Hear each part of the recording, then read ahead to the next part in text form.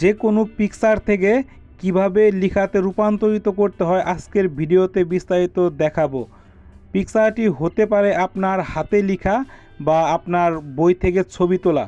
যে কোনো পিকচার থেকে লেখাতে রূপান্তরিত করতে পারবেন, এতে আপনার সময় বেঁচে যাবে। চলুন শুরু করা যাক। পিকচার থেকে লেখাগুলো আপনি এভাবে সিলেক্ট করতে পারবেন, ফন্ট সাইজ বড় করতে পারবেন এবং যে কোনো লেখা পরিবর্তন করতে পারবেন। প্রথমে একটি ব্রাউজার ওপেন করতে হবে। এখানে যে অনেকগুলো ডট রয়েছে এখানে ক্লিক করতে হবে। এখান থেকে গুগল ড্রাইভে প্রবেশ করতে হবে। এখন নিউ বাটনে ক্লিক করতে হবে। এখানে আপনার যে পিকচারটি রয়েছে সেটি এখানে আপলোড করতে হবে।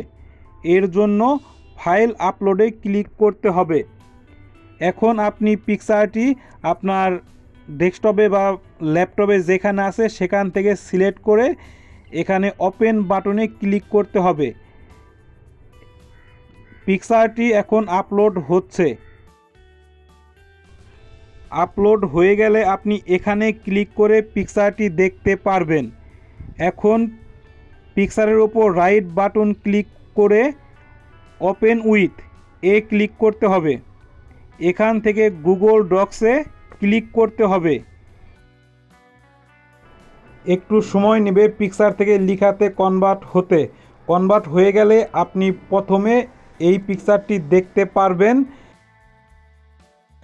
স্ক্রল করে নিচের দিকে এলে দেখতে পারবেন পিকচারের লেখাগুলো লেখাতে কনভার্ট হয়ে গিয়েছে এবং এটি একটি সফট ফাইলে রূপান্তরিত হয়েছে।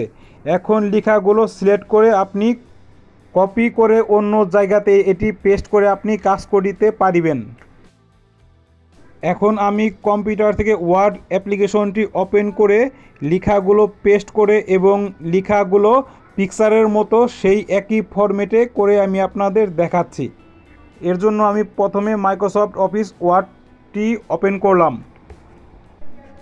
লেখাগুলো এখানে পেস্ট করলাম। আমি